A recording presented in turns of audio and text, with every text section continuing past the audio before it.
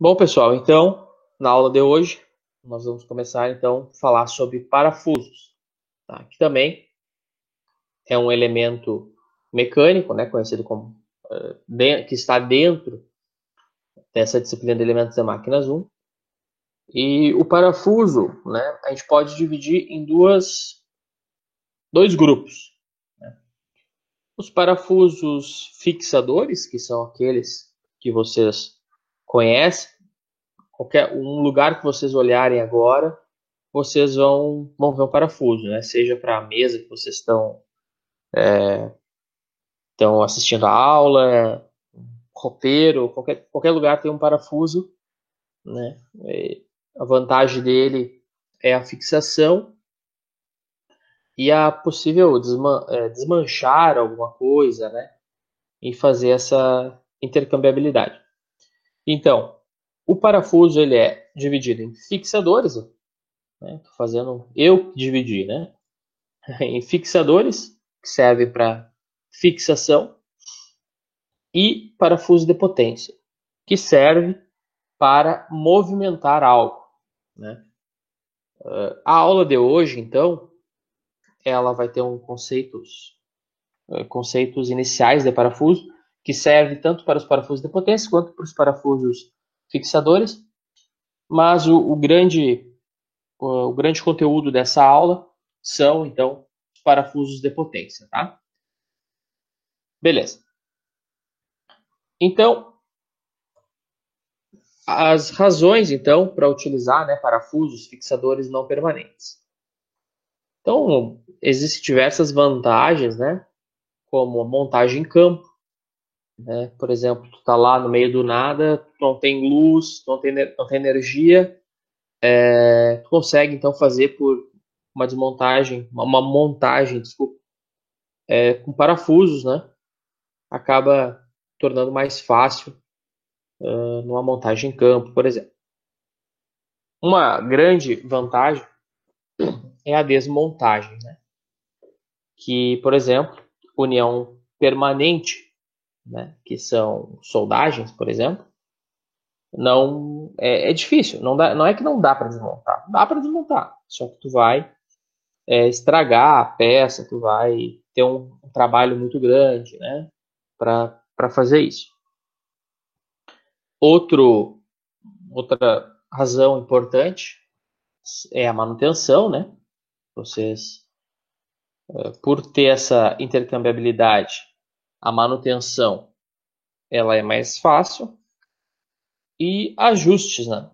Então, por exemplo, tem que apertar um pouquinho mais, tem que afrouxar um pouquinho mais, consegue fazer esse ajuste com esses parafusos, né? Então, são algumas vantagens para a aplicação desses fixadores aí.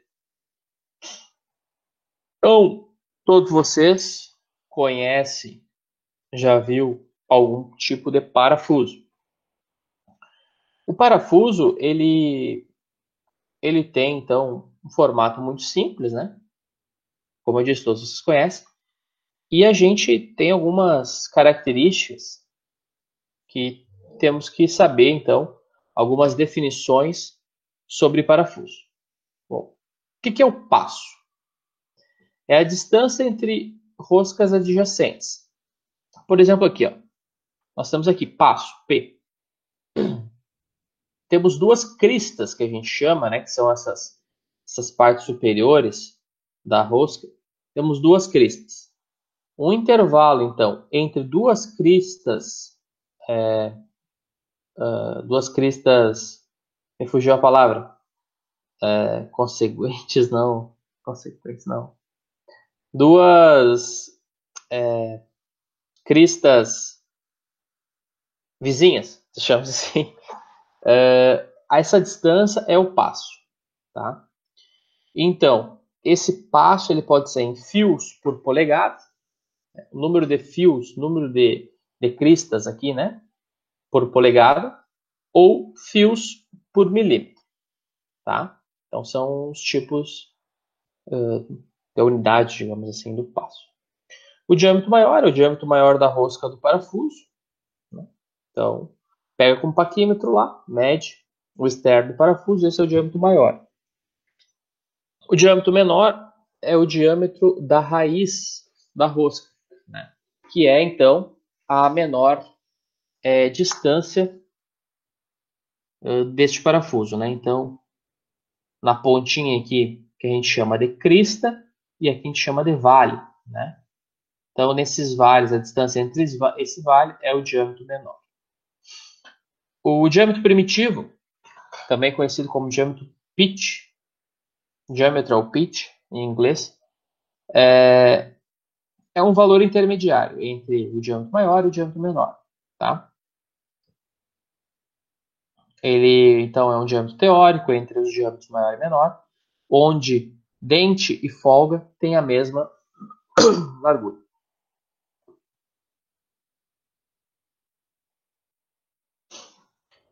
Normalização, então, das roscas, né? As normas que a gente tem de rosca de parafuso, tá?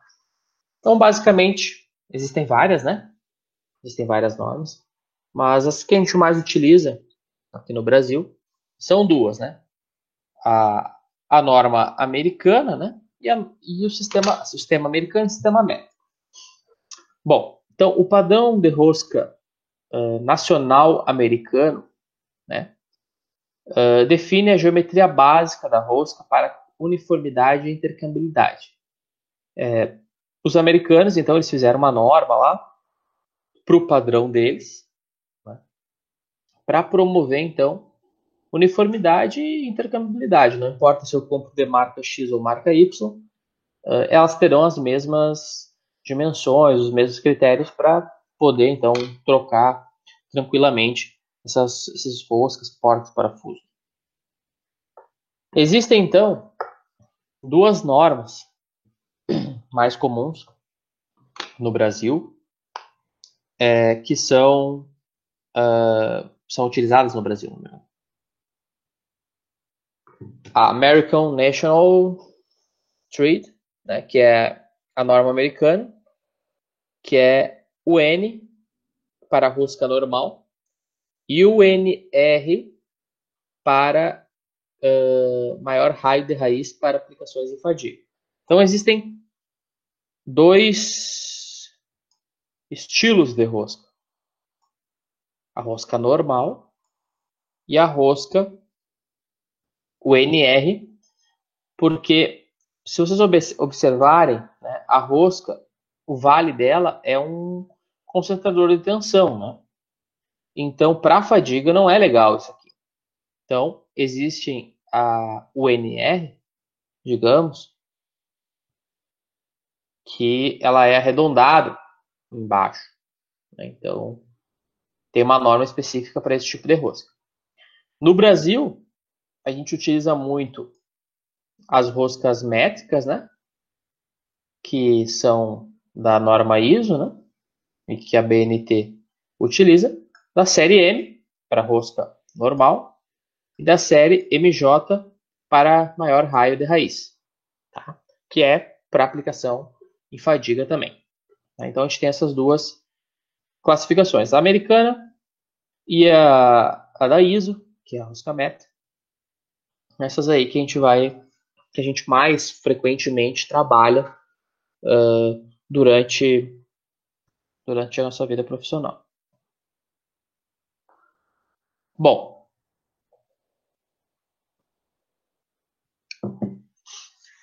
na série não, na normalização americana, na UN, tá? Nós temos 3 séries: a série grossa, a série fina e a série extra fina. Vocês, quem já trabalha na área, já provavelmente ouviu falar UNC, UNF, UNEF, tá? A UNC é a série grossa. Então, aqueles parafusos, famoso parafuso de patrola, né? Com os fios por polegada em menor número, né? Uma rosca, a gente chama rosca grossa. Então, tem menos fios por polegada. Então, é para montagem geral, é para desmontagens frequentes, é para vibrações, é ruim para vibrações. Tá? Então, são parafusos mais sensíveis, então, para vibrações. A série fina, o NF, ela é boa para vibrações, boa para ajustes, e aqui, digamos que ela é utilizada no setor automotivo. Né? Então, carros, geralmente, são roscas da série fina, né? Quando são utilizados em sistema de polegadas. A extra fina, ela é boa para choques e grandes vibrações, ligas de alta qualidade, né? Então são materiais são materiais melhores. Instrumentação, né? Utilizada então para coisas muito precisas e digamos que seja mais utilizada então no setor aeronáutico. Beleza? Então, como é apresentado, como tu tem que especificar uma rosca, né? Então, elas são especificadas ao declarar, então, primeiro, o diâmetro maior nominal, o número de roscas por polegadas, né, que a gente chama de fios por polegada, e a série das roscas. Por exemplo, a gente coloca 5/8 de polegada, que é o diâmetro maior, tracinho 18, que é o número de fios por polegada, o NRF, tá? Que é o série da rosca. Nesse caso, então, é uma rosca para aplicação de fadiga da série fina, tá? E aqui, no caso, a única diferença desta outra aqui, né?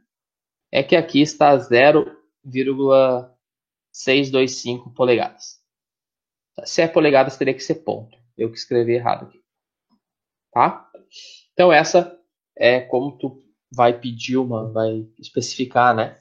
Uma rosca. Claro que a gente está falando da rosca, né, pessoal? Característica da rosca. A gente não está falando do parafuso. O parafuso tem comprimento, diâmetro de corpo, comprimento de corpo e diversas outras coisas que a gente vai ver na próxima aula, não hoje, tá? Essa é a normalização da rosca, tá? Pensando exatamente na rosca, não no parafuso. A normalização da métrica é um pouco diferente. Então, a métrica ela tem este formato, mostrado nessa figura 8.2. Ela, basicamente, então, para rosca métrica M e MJ. Então, tem característica dela, tá? Ela geralmente não deveria ser, né? Claro que, por exemplo, se nós fizermos uma rosca dessa no torno, a gente não vai conseguir essas propriedades mais retangulares aqui que mostra, né? Porque é difícil fazer isso aqui com uma certa exatidão lá no torno. Mas roscas compradas, se vocês pegarem, principalmente parafusos grandes, né? Vocês vão ver que na crista ele não é pontiagudo que nem está sejado aqui, né? Ele realmente termina numa superfície plana, né? Então são as características da rosca métrica, tá? Então tem diversas características aqui: diâmetro de raiz, diâmetro pitch, diâmetro externo. Esta questão aqui, o H, então, que é a altura do vale até o pico, né? Depois, outras dimensões aqui são em função deste H, assim como o P, né? Que o P é o quê? É o passo, e outras dimensões são em função deste passo. Aqui, pessoal, então, tem o diâmetro nominal, tem o passo, tem a área de tensão-atração a área do diâmetro menor para séries de passo grosso, tá? Que é roscas métricas com passo grosso e séries de passo fino, tá? Então, para um parafuso de 20 milímetros, parafuso padrão, um M20 que a gente chama. Se ele é rosca grossa, o passo dele é 2,5. Se ele é rosca fina, o passo dele é 1,5. Então, se a gente pegar lá ó, o M10, né? Se ele é rosca grossa, é 1,5 o passo. Se ele é rosca fina, é 1,25 o passo. Tá? Então, tem essas diferenças, tá? Então, para te saber se um parafuso ele é padrão, ele é rosca fina, rosca grossa, tem que vir nessa tabela. Existem várias tabelas, né? Essa é só uma reprodução do Stiglitz. Falando, então, sobre diâmetro, e dependendo do passo, ele é fina ou rosca grossa. Tá? Por exemplo, vamos comparar aqui, ó, um parafuso 64 de diâmetro nominal. Para ser rosca passo grosso, tem que ser 6. Para ser passo fino, ele é 2. Tá? O passo, né? Em milímetros. A distância entre dois filetes de rosca. Então, no caso desse parafuso 64, na série grossa, é 6 milímetros entre dois filetes. E na passo fino, 2 milímetros entre dois filetes. A em polegada, pessoal, ela é interessante, tá? Em polegada, a gente tem que dividir essa tabela mais ou menos aqui assim.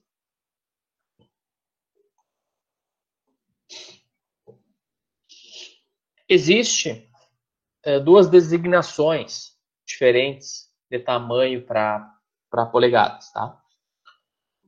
A primeira é essa aqui, 0, 1, 2, 3, 4, 5 até 12. Tá? E depois 1/4, 5/16, 3/8, enfim. Esta primeira designação aqui serve para aqueles parafusos de madeira. Tu vai lá e pede na ferragem um parafuso e bucha 10 para madeira. Vocês já pensaram que não é 10 milímetros, né? Então, senão seria um baita no parafuso, um parafusinho bem pequenininho. A gente usa uma broca 10 para fazer o furo na parede, para colocar, né, com a bucha, mas o parafuso é bem menor. Então, esta é uma das... esta é a denominação, então, nessa divisão, tá? Por isso que quando a gente vai em alguns estabelecimentos pedir algumas coisas, às vezes quando tu pede em milímetros não tem, né? É porque a gente não tem essa designação de tamanho, tu não compra em milímetros o parafuso de madeira, tá? É tudo em polegada, comprimento, diâmetro, enfim, tá? Então, aqui está explicada essa parte de cima da tabela. Então, tem a designação de tamanho, o diâmetro menor, o número de roscas por polegada, se é da série grossa ou da série fina. E aí, vamos pegar um parafuso de meia aqui. Então, meia polegada. Desculpa, designação de tamanho meia. O diâmetro maior é 0,5 polegadas, né? Meia polegada. Número de roscas por polegada, 13. Se é da série grossa. Se é da série fina, 20 fios por polegada. Tá? Então, basicamente, essas são as diferenças.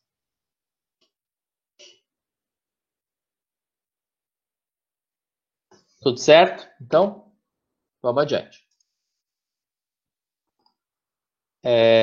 Área de tensão de tração. A área de tensão de tração, AT, é a área de uma haste sem rosca, com a mesma resistência à tração de uma haste rosqueada. É a área efetiva de uma haste roscada a ser usada nos cálculos de tensão. O diâmetro dessa haste sem rosca é a média do diâmetro do passo e do diâmetro menor, diâmetro ou pitch, e diâmetro menor da haste rosqueada. Tá? Só um conceito. Tá? Aqui nós começamos, então, falamos sobre a rosca métrica e rosca polegada, né? Que elas têm basicamente as mesmas características, muda um pouquinho a questão do ângulo entre uma e outra. As roscas quadradas e a rosca Acme, elas são usadas, então, quando destinam-se a transmitir potência. Que é o que eu falei para vocês no início da aula, que é o objetivo maior dessa aula, é parafusos de potência. Então, observem que essa rosca quadrada e a rosca Acme, elas têm, então, a quadrada, óbvio, ela tem um perfil quadrado da rosca, e a Acme é um perfil quase quadrado, né? Trapezoidal, digamos assim, dos dentes dela, tá? Então, nós temos o diâmetro raiz, nós temos o diâmetro maior, nós temos o passo, né? Distância de um dente, nós vamos ter meio passo. A altura do dente é meio passo, a largura do dente é meio passo. Fiz uma riscaria aqui. Observem que a largura do dente, aqui, ó, é meio passo. E a altura do dente também é meio passo. Neste caso aqui, na Acme, também, tá? A altura meio passo. A largura não vai ser exatamente meio passo, porque ele tem esse ângulo aqui de 29 graus, tá? As dimensões, então, de diâmetro e passo, tá? Para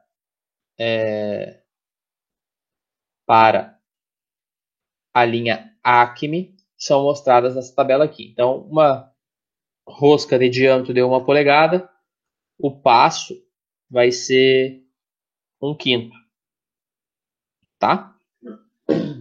Só uma questão aí de dimensões preferenciais. E aqui, pessoal, nós começamos, então, a mecânica do parafuso de potência. Então, o parafuso de potência, como mostrado nessa figura ao lado, ele serve, então, em muitos casos, para trocar movimentos. Por exemplo, um movimento... fazer a troca do movimento angular mesmo, né? Tem um movimento linear, que é trocar ele 90 graus de sentido, né? De direção. E tu faz essa troca. Ele é usado, né, para transmitir potência. Então, por exemplo, um eleva-car. Tá? Esses que em oficina mecânica elevam o carro. Ele tem, nas colunas, de uma de cada lado, né, tem um parafuso de potência, tá? Que serve para elevar e baixar a carga. Então, esse é um exemplo. Outro exemplo é o torno mecânico. Né? O fuso, que a gente chama do torno, ele é um parafuso de potência. Os parafusos de morsa são parafusos de potência. As prensas e macacos hidráulicos também. Né? O macaco hidráulico que eu falei, que é o que eu falei para vocês lá, o eleva-car. Né? E as prensas também têm parafuso de potência. Então, qual é o objetivo de utilizar um parafuso de potência? O grande objetivo, geralmente, é que o parafuso de potência seja autobloqueante, tá? Então, tu vai ter, se tu não aplicar força, a carga que está aqui em cima nesse parafuso, se ele for autobloqueante, que a gente vai ver mais adiante os cálculos para achar, A carga que está aqui em cima, tá? Uma carga F, não vai, por mais que tu aumente essa carga não vai desrosquear esse parafuso aqui e vai fazer baixar esse conjunto, tá?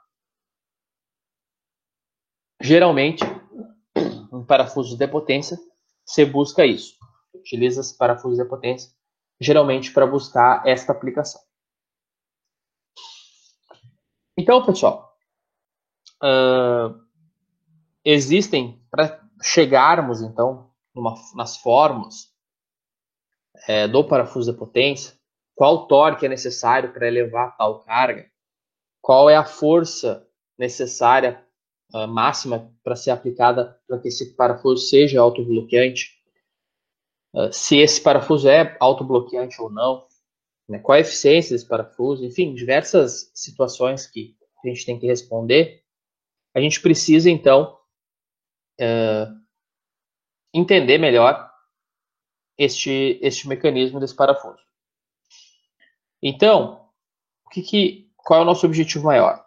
Uma expressão do torque para levantar ou baixar a carga. Esse é o nosso objetivo nessa parte da disciplina. Então, com conhecimentos de trigonometria, a gente consegue começar a fazer algumas suposições. Digamos que a gente pegue esta rosca aqui, ó, tá? E vocês desenrolem ela. Pega só um filete de rosca completo, tá? E desenrola ele. Vocês vão ter isto aqui, um retângulo, um triângulo retângulo. É isso que vocês vão ter. Se vocês pegar, espero que todos consigam imaginar, este filete de rosca aqui e desenrolar. Vocês vão ter então um triângulo retângulo. Nesse triângulo retângulo, nós podemos colocar as cargas que estão atuando num parafuso de potência, tá? Então, nós temos duas situações de carga. Nós temos esse diagrama A para levantar a carga e nesse diagrama B para baixar a carga. Eu vou passar para o próximo slide. Não, vamos nessa aqui mesmo. Então, ambas, tanto para erguer, então, nós vamos torcer esse parafuso, tanto para erguer a carga ou para baixar a carga, a gente vai ter a carga, né? Então, vai ter uma força F. Tá? Então, essa força F, comprimindo, digamos, esse parafuso, né? Então, tanto aqui é levantar, vou botar um L. Na verdade, é elevar, né? Vou botar um E. E aqui, abaixar, não, pessoal, é baixar mesmo, tá? Então, elevar e baixar a carga. Então, para elevar a carga, a gente vai ter a força F, assim como para baixar a carga. Nós vamos ter uma força normal de reação, né, da rosca, que vai ser num plano inclinado. Vocês já viram física, né? Vai ser a 90 graus do plano inclinado, né, da inclinação do ângulo. E nós vamos ter, então, uma força que chamou de PR, que é uma força para elevar, né? E vai ser necessária para elevar. E nós, no sentido contrário, no plano inclinado, nós vamos ter a força de atrito. Para baixar a carga, a gente vai ter a força, mesma coisa, a normal, o PL e a força normal. Beleza. Então, os diagramas então, desses triângulos retângulos aí, que são para baixar e elevar a carga.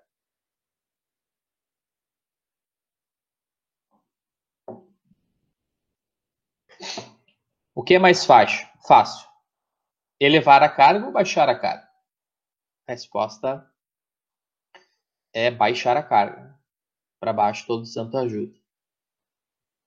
Porque para baixar, a gente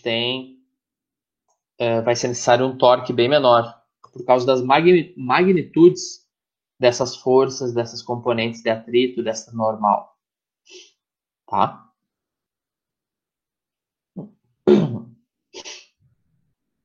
Então, se a gente pegar, então, essas duas, são repetidas, tá? Essas figuras aqui. Se nós pegarmos essas duas figuras aqui e fizermos, aqui é para elevar e aqui é para baixar.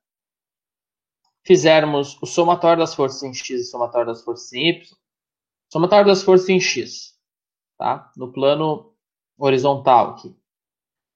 PR menos n vezes seno de lambda, que lambda é o ângulo desse plano inclinado, que vai ser a inclinação, esta inclinação aqui, ó. Opa. Ficou difícil aqui, pessoal. Mas é o ângulo de hélice, que nós chamamos, né? Lambda. Menos F vezes força normal, que é a componente de atrito, vezes cosseno de lambda, igual a zero. A componente horizontal vai ser menos F menos Fn seno de lambda mais N cosseno de lambda.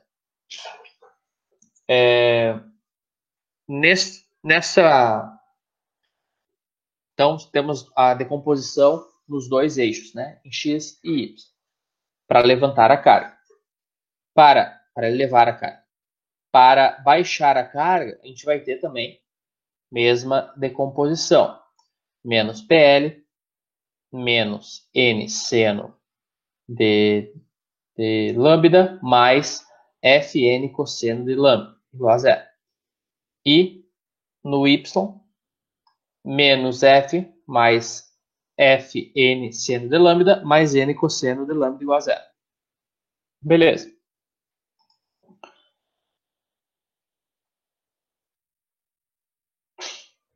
Se nós pegarmos essas duas equações aqui, tá? Para elevar a carga. As duas são igual a zero. Igualarmos as duas, tá? Então, pegarmos esta equação, igualarmos com essa. Isolarmos o PR é a força necessária para elevar a carga. Se nós fizermos isso, então, elimina-se o N e resolve-se para o P, PE. Para elevar a carga e baixar a carga, nós vamos ter estas fórmulas aqui. Em função, então, da força F e do ângulo. Tá? Então, basicamente, já dá para percebermos, né, que esse ângulo de hélice, essa inclinação, ela é interessante. Ela que vai elevar, vai determinar, né, a força necessária para baixar ou elevar a carga. Então, quando você faz um ângulo muito grande, vai ter necessitado um torque altíssimo para elevar a carga. Em outro momento, tu pode fazer um ângulo menor e com qualquer esforço, tu vai fazer esse parafuso se desenrolar, tá? Frouxar, no caso. Beleza. Mas a gente continua esse raciocínio, dividindo, então, o numerador e o denominador por cosseno de lambda e usa tangente de lambda como L V sobre π diâmetro médio. Da onde que sai isso? Daqui, ó. Este valor aqui, ó, π dm, e aqui o L, ó, que são, então, o cateto oposto e o cateto adjacente desse triângulo retângulo. Tangente de alfa, coca, né? Cateto oposto sobre cateto adjacente. O que é o πd? πd é o perímetro. Lembra que eu disse para vocês que a gente desenrolou aquela rosca? nós enrolando uma parte, né, vai ser o perímetro, o PD, e a outra vai ser o L, que vai ser o quê? Seria este L aqui, ó, é o passo, o avanço que nós teríamos, né, dar uma volta completa, ela avançaria esta distância aqui, né? Beleza. Então, utilizando tangente de alfa, a gente primeiro divide por cosseno de lambda e depois usa tangente de lambda como L sobre π d. A gente vai ter outras duas equações. D para elevar a carga e para baixar a carga. E o torque, pessoal? O que é torque? Torque é força, que no nosso caso é o P, né? Vezes a distância. A distância é o quê? Distância é o diâmetro dividido por 2, que está aqui. E o P é o resto que sobrou à direita aqui dessa igualdade, né? Se vocês voltarem, observarem bem aqui, ó, esta parte e este F é a mesma coisa que tem aqui. De uma maneira mais ajeitada, né? Foi feito ali algumas organizações para que ficasse numa forma menor. Então, o torque necessário para erguer e baixar a carga são esses dois. TR para elevar e TL para baixar.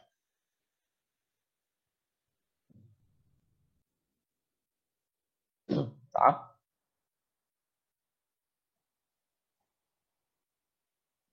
Depois disso, vem a condição que eu falei para vocês. A condição autobloqueante, que é necessário, por exemplo, no projeto que eu passei para vocês, da Calandra, adiantando já, né, ajudando vocês. O parafuso de potência da Calandra, que tem um em cada lado para erguer e baixar um dos cilindros ali, né, para o ajuste da máquina, ele tem que ser autobloqueante. Né? Ele tem que garantir que, ao você dar ali tal aperto, né, tal distância dos rolos, quando coloca uma chapa e a chapa vai forçar, né, aquele rolo, ele não afrouxe, ele não desenrole, né, ele não retorne. Esta é a condição autobloqueante.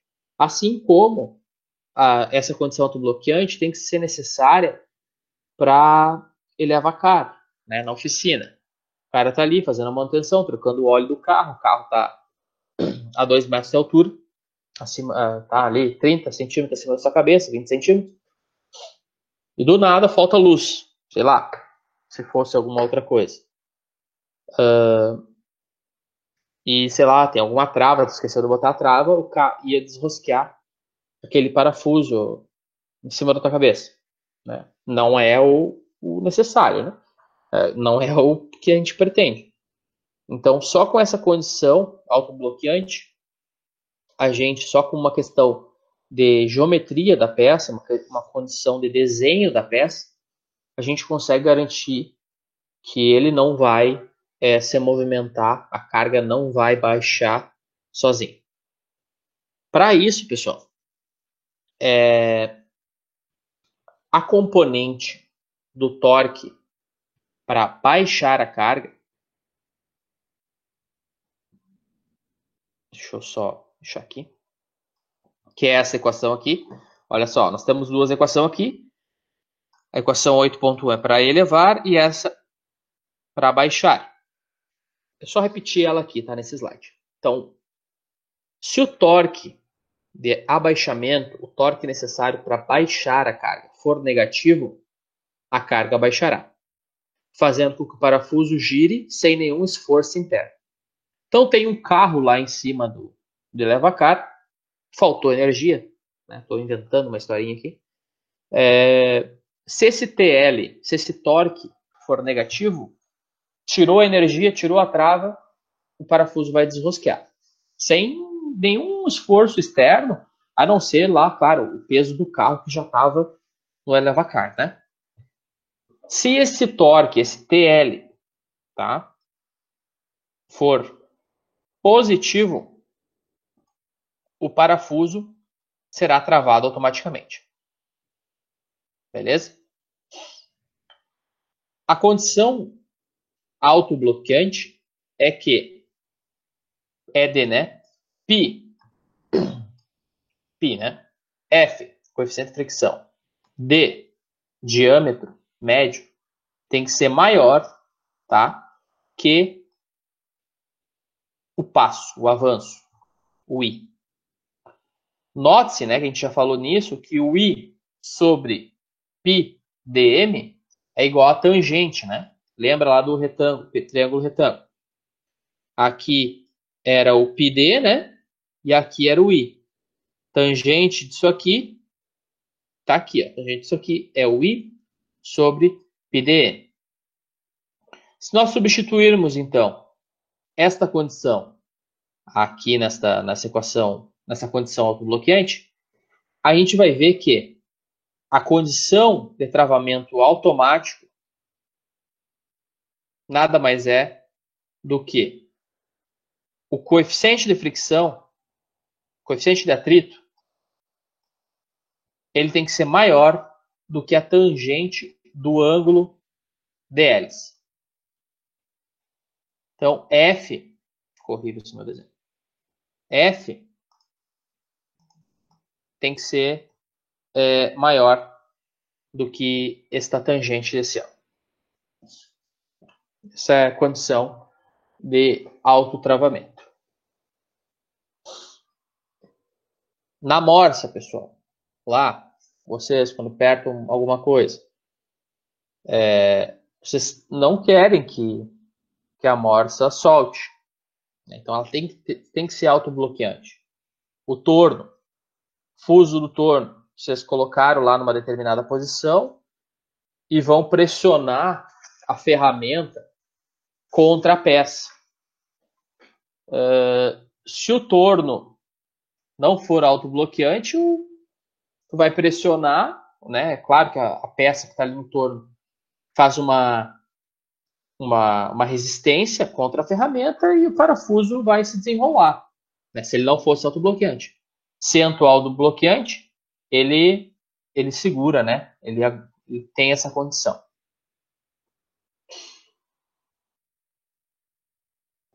Então, estes são os dois torques necessários, tá? São equações importantes.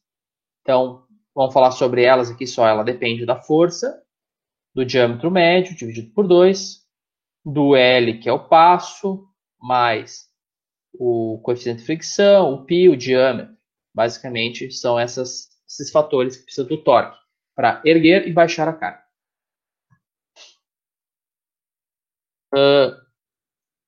Um torque não é ideal, vou dizer, um torque imaginário, sem perdas por atrito, para elevar a carga, pode ser, então, utilizado a equação 8.1, que é a equação aqui, colocando F igual a zero, tá? E aí, nós vamos ter, então, um torque fictício aqui para elevar a carga, que é F vezes L sobre 2π. A eficiência de um parafuso, então, para elevar a carga, ele é, então, este torque fictício, esse torque ideal, digamos assim, sobre o torque de elevar a carga. Se tu quer eficiência para baixar a carga, vai ser o T0 sobre o TL. Tá? Então, esses é um valor para nós medir eficiência, né? Geralmente a gente busca a eficiência. Então, até agora, pessoal, a gente viu a equação do torque, força, a eficiência para parafusos de potência rosca quadrada. tá? Então, a rosca quadrada. Agora a gente vai ver para a rosca Acme. Então, as roscas Acme, né? Elas são usadas em vez de roscas quadradas, né? Por uma determinada escolha, né? Aonde então este ângulo, né, que tínhamos na rosca Acme, que nós não tínhamos na rosca quadrada, esse ângulo no perfil da rosca aqui aumenta então a ação de cria, né, uma ação de cunha, tá? Por causa dessa diferença agora da força, né? A força ela vai ter um ângulo, né, vai ter uma componente em ângulo aqui. Os componentes de atrito, então, eles são maiores nesse parafuso. O torque necessário para elevar uma carga ou apertar um parafuso é encontrado dividindo os termos de atrito da equação 8.1, nossa equação da rosca quadrada, por cosseno de alfa, tá? Então, nós vamos ter agora, em função, naquela equação muito parecida com aquela 8.1, só que agora com uma função em secante. E, obviamente, nós teríamos a equação para baixar a carga, da mesma forma, muito parecida com aquela 8.1, nós só dividiríamos por cosseno de alfa. Tá? Então, nós temos as duas equações de torque para rosca quadrada e rosca Acme. Geralmente, um mecanismo de um parafuso de potência, ele não é só o parafuso, ele tem o colar, que é o apoio. Né? Então, vocês podem ver nessa figura aqui, nós temos o parafuso de potência e aqui nós temos o colar. Tá? Que é onde, então, tu assenta uma parte da estrutura para elevar ou baixar a carga. Né? Então, se vocês forem ver lá no fuso do torno, tá? Quem já tem um conhecimento maior aí, conhece bastante as máquinas. O fuso do torno, ele movimenta o carro longitudinal do torno mecânico, né? Então, na carcaça desse carro longitudinal, tem um local onde tem um colar. Porque esse colar é o que faz, então, a fixação do parafuso de potência com a peça, que vai ser movimentada. Na morsa, mesma coisa. Né? Quem já teve a oportunidade de desmanchar uma morsinha em casa, enfim, que quebrou o fuso, que deu algum problema, também, naquele parafuso de potência, tem um colar para fazer essa movimentação. Então, pessoal, o torque do colar ele é importante. Tá? Ele é um componente adicional que a gente tem que colocar. A gente tem o torque para suspender e elevar a carga, mas a gente tem o torque do colar, que esse colar ele tem uma área e ele está encostado, né? Ele está em contato com uma determinada superfície. Tá? Então, um componente adicional de torque é frequentemente necessário para explicar o atrito entre o colar e a carga. Supondo que a carga esteja concentrada no diâmetro médio do colar, tá? A gente tem como torque do colar é força vezes distância, né? A distância é o raio, a força e temos que considerar o atrito. Então nós temos torque do colar como sendo força vezes o coeficiente de atrito do colar, que vai depender do material do colar, o diâmetro do colar, diâmetro médio, né? Observe aqui na foto, ó, DC, pega o diâmetro médio do colar sobre 2. Tá? Então este é o valor do torque do colar. Depois disso, pessoal, deixa eu ver aqui uma coisa. Beleza. Depois disso, a gente tem É o torque do colar. Beleza.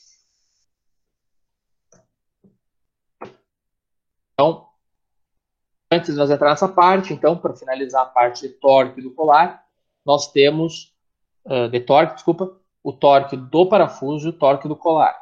Essas duas componentes, elas são juntadas, né, são somadas para ter um torque total necessário para erguer ou baixar uma carga, tá? Então, lá no projeto de vocês vão ter que levar em consideração essas opções.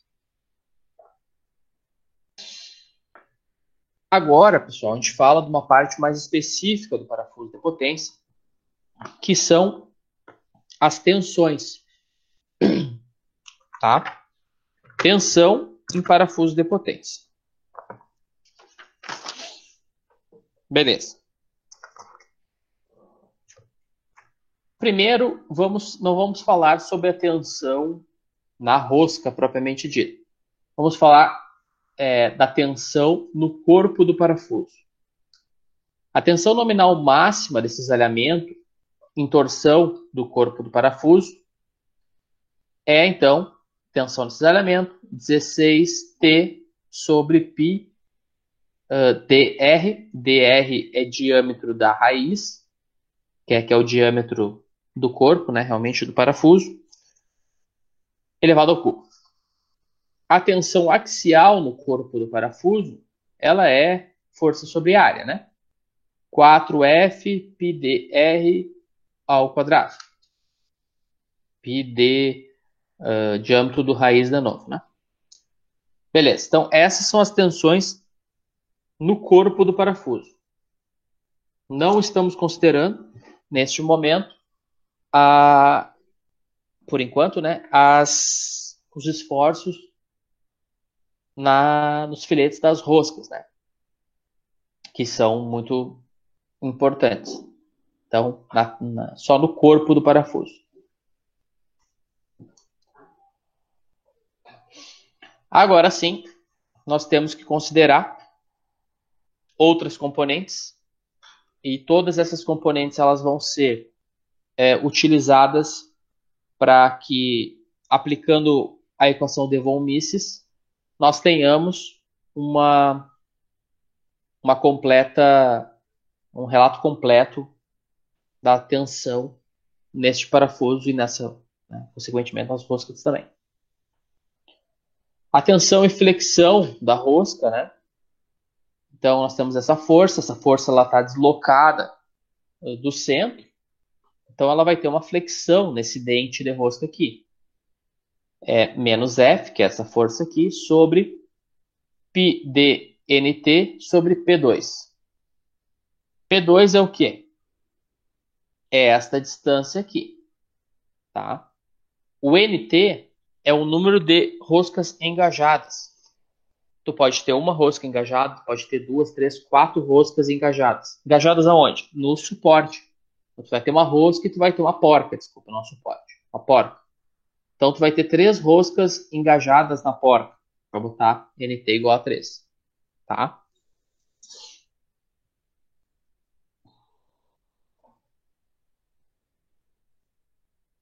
Então, começa o cálculo, né? Então, utiliza-se para tensão de flexão na raiz da rosca, né? Então, que é no ponto mais crítico aqui, nessa intersecção aqui. Utiliza-se, então, o Z, né? Que é o I sobre C, o momento da inércia sobre o C, para essa condição.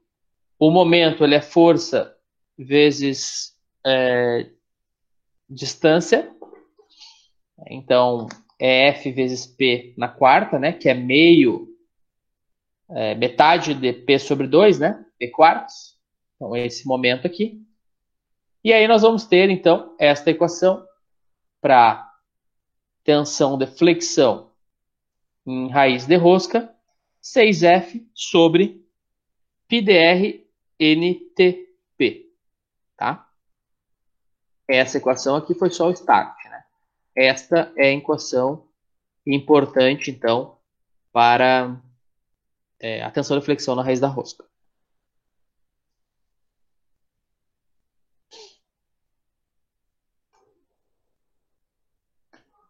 Assim como nós temos flexão, combinação de esforços, né? Mecânica dos sólidos, do chefe Marcelo. Tensão de cisalhamento transversal no centro da raiz da rosca. Tensão de cisalhamento, o tal, é o esforço cortante sobre a área. E isso também vai nos dar este valor mostrado aqui, 3F πd NP, tá? Esforço cisalhante. Tensão de cisalhamento.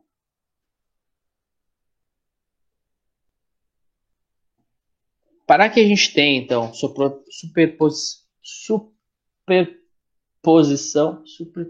de efeitos, a palavra não saiu.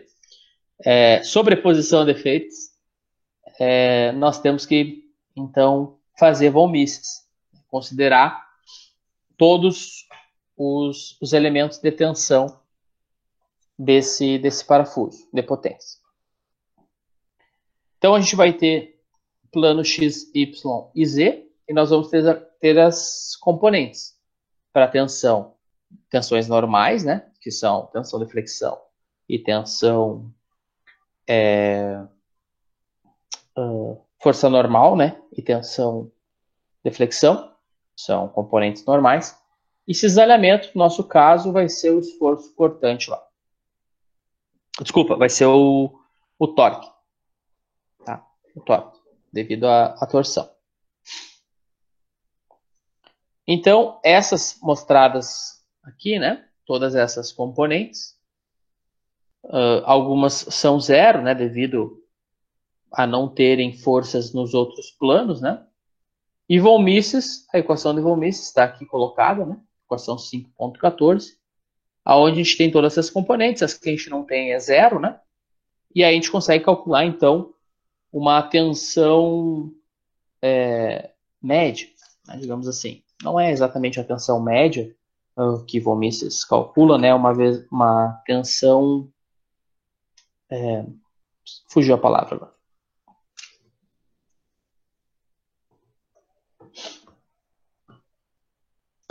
O parafuso de potência, né, geralmente está em compressão. A rosca do parafuso de potência geralmente está em compressão, causando então encurtamento elástico no passo da rosca. A porca de engate está geralmente, né, em tensão, causando um alongamento elástico. Consequentemente, os encadeamentos engajados não podem compartilhar a carga igualmente. O que é os encadeamentos engajados? Tu tem um suporte e tu tem um parafuso de potência dentro. Tu tem 5 filetes de rosca que está sustentando aquela carga. Só que não é 20% para cada um. Experimentalmente, então, indicam, né, que a primeira rosca, uma rosca só, pega 38% da carga do parafuso de potência para elevar uma carga. Ela resiste a 38%. A segunda, 25%, a terceira rosca, 18%, e o sétimo segmento está livre de carga. Né? Não faz importância. Então, não tem por que ter mais que 7 filetes de rosca lá para segurar a carga. Então, para encontrar a primeira rosca, né? Na primeira rosca, a tensão, a gente usa 0,38 vezes F no lugar do F e define o NT, que é o número de roscas lá, né? Igual a 1. Então, a gente usa nessas equações aqui, a gente usa NT igual a... Tira o NT, bota 1, né? E bota aqui 6 vezes F vezes 0,38. Tá? Para verificar, então, essa tensão corretamente. Vamos para esse exercício aqui. Um parafuso de potência de rosca quadrada tem um diâmetro maior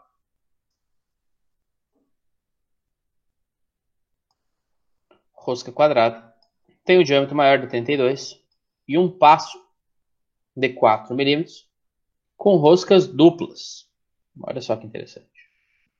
E deve ser usado em uma aplicação similar àquela da figura 8.4, que é essa figurinha aqui. Os dados fornecidos incluem F, coeficiente de fricção do parafuso, igual a FC, coeficiente de fricção do colar, igual a 0,08. DC, diâmetro do colar, 40 milímetros. E a força, 6,4 kN por parafuso. Tá?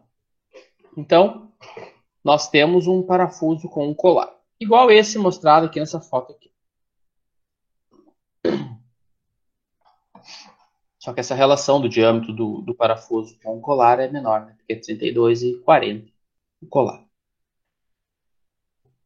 Então, letra A, ele vai fazer todos os cálculos para esse parafuso. Letra A, encontre a profundidade de rosca, a largura de rosca, o diâmetro de passo, o diâmetro menor e o avanço. Vamos lá.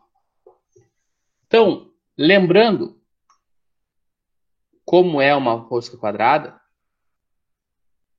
nós vamos ter então que... O que ele pediu mesmo? Profundidade da rosca, largura da rosca, o diâmetro de passo, o diâmetro menor e o avanço. Tá.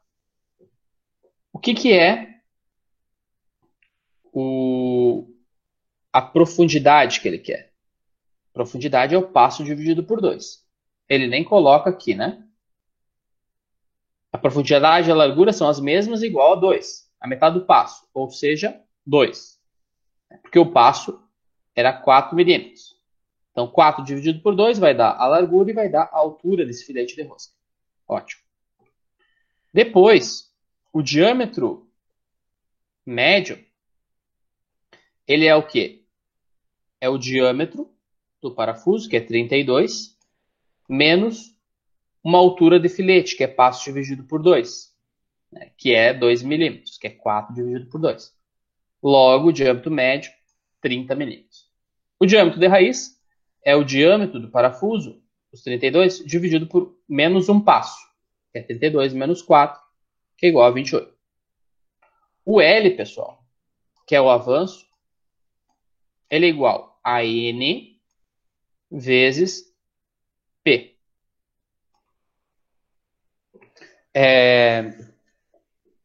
O N é o número de entradas da rosca, que aqui ele diz, ó, rosca dupla. Nós temos rosca de 1, 2, 3 entradas. Quem é do 7º semestre faz CNC comigo também. Logo no início quando nós estávamos fazendo CNC, nós tivemos lá uma discussão, o pessoal vai lembrar, sobre rosca de 2 entradas, né? Que a garrafa de Coca-Cola, a garrafa PET, né?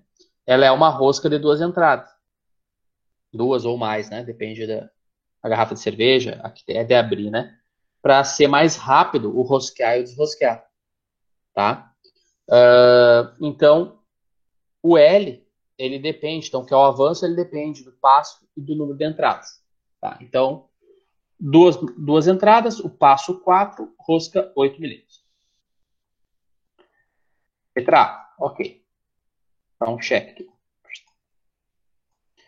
A segunda, encontre o torque requerido para baixar e levantar a carga. Aplicação de forma.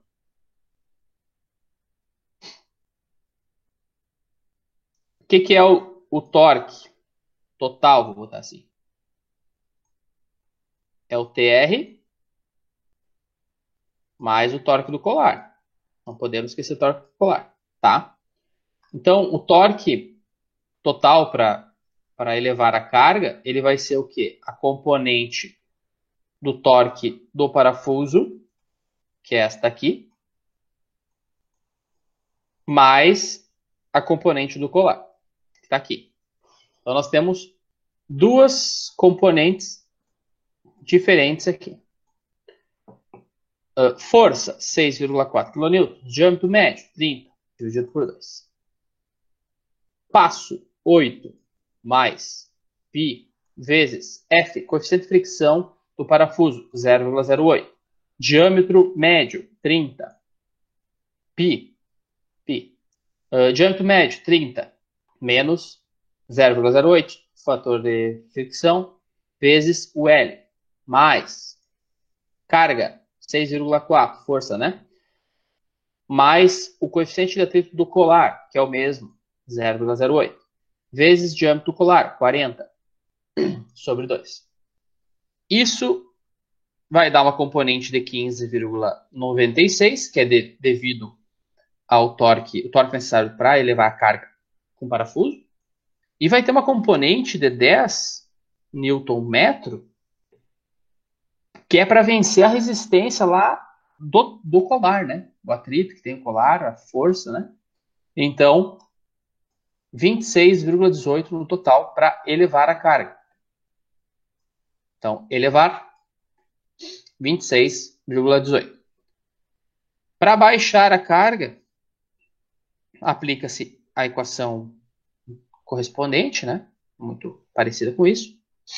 E nós vamos ter aqui, ó, para baixar, como eu disse para vocês, para baixo todo santo ajuda, o torque do colar é o mesmo, porque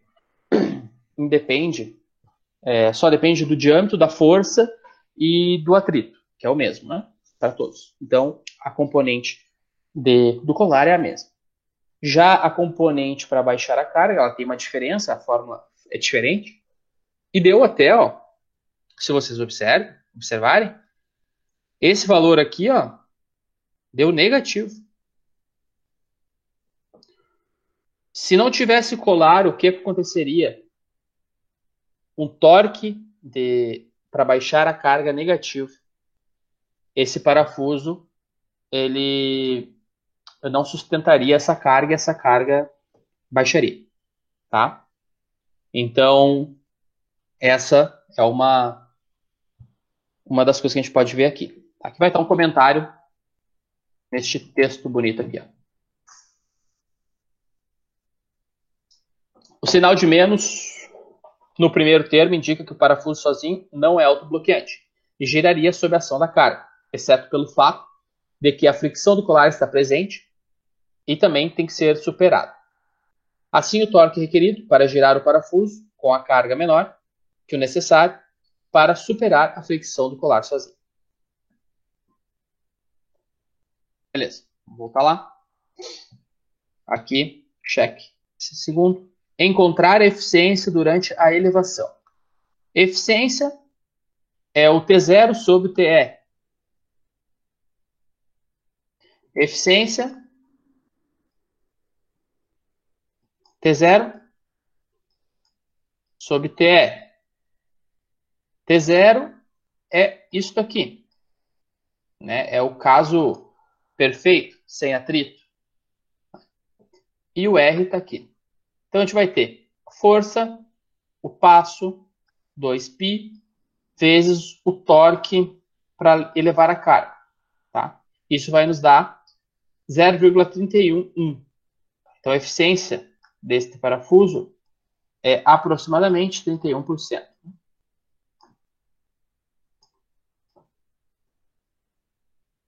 Ótimo. Encontre as tensões no corpo. Tensão de corpo, torsional e compressiva. Tá? Tensão torsional e tensão compressiva de corpo. São essas duas aqui, né? Tensão de cisalhamento torsional e a tensão de corpo compressiva, que é a tensão axial, tensão normal. Então, 16TR, já temos o TR, sobre π dr ao cubo, que também temos. 607 megapascal. A axial, 4F sobre π dr ao quadrado. PR ao quadrado. Então, a gente tem aqui a componente do cisalhamento e a componente da tensão normal axial, uma positiva e outra negativa. Encontre a tensão de apoio. Qual é a tensão de apoio? Tensão de sustentação, tá? É a tensão B, de uma rosca carregando 0,38 vezes F, que é aquela situação. A gente retira o NT e coloca o NT, que é o número de roscas engajadas, igual a 1, e coloca o F como 0,38 vezes F, porque a primeira rosca sozinha carrega 0,38 F. Isso vai nos dar, então, substituindo os outros valores já conhecidos, menos 12,9 MPa. A tensão de flexão na raiz da rosca, tá? Que daí é a tensão B pequenininho, Bzinho, com a rosca de 0,38 F, tá? Também pelo mesmo motivo, né? Coloca o NT igual a 1, coloca 0,38 F, é 41,5 MPa. Tá? Que essa era a questão F. Uma das questões F, né? Encontre a tensão da rosca flexionando na raiz, cisalhamento na raiz e a tensão volmices e a tensão de cisalhamento máximo local. O que a gente fez foi a tensão flexionando na raiz. Tensão de flexão, que é o sigma Bzinho.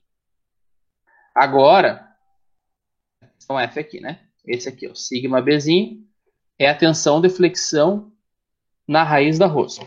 Agora, nós precisamos dos outros valores, né, para calcular volmices, para nós termos, então, a tensão resultante nesse parafuso.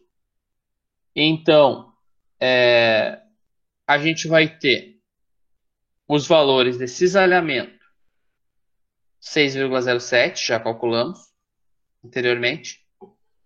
Aqui, tensão de cisalhamento.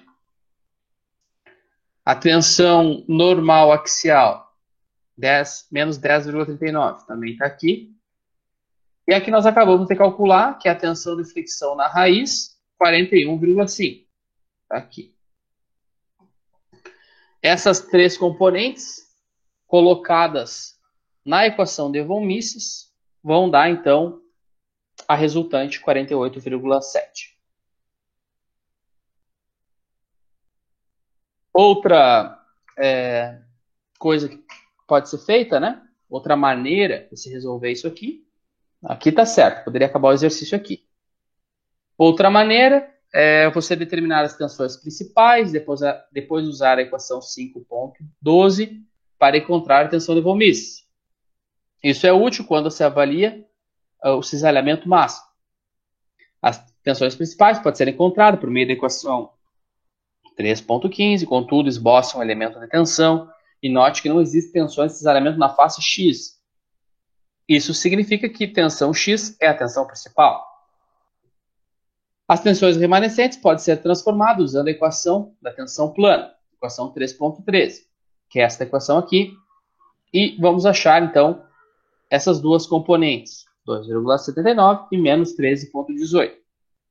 Ordenando as tensões 1, 2, 3, substituindo na equação 5.12, a gente vai obter o mesmo valor, 48,7, que a gente obteve da outra maneira.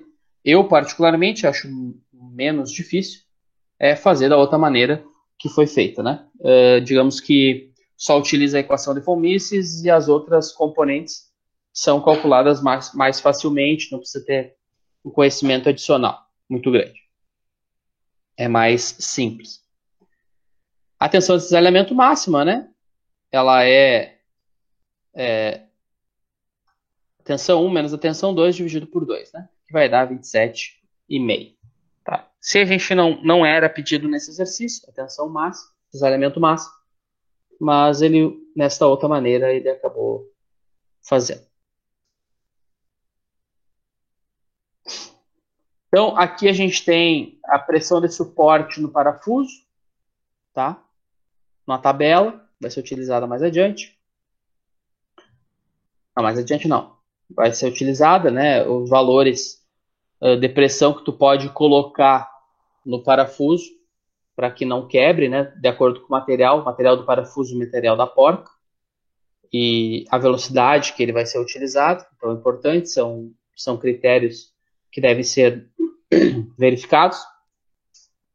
E aqui, coeficiente de fricção para parafusos, dependendo do material da porca, do material do parafuso. Tá? Então, a gente tem ali material do parafuso aço seco, né? Aço sem lubrificação, aço com óleo de máquina, então lubrificado, e bronze. E aí o material da porca, aço, bronze, latão e ferro fundido.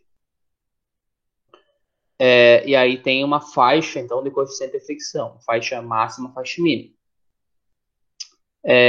Coeficiente de fricção do colar, então, aço mole em ferro fundido, aço duro em ferro fundido, aço mole em bronze ou aço duro em bronze, para partida e para funcionamento. Tá? Partida geralmente, né, é maior porque o atrito estático é maior do que o atrito dinâmico. Beleza, pessoal? Era isso.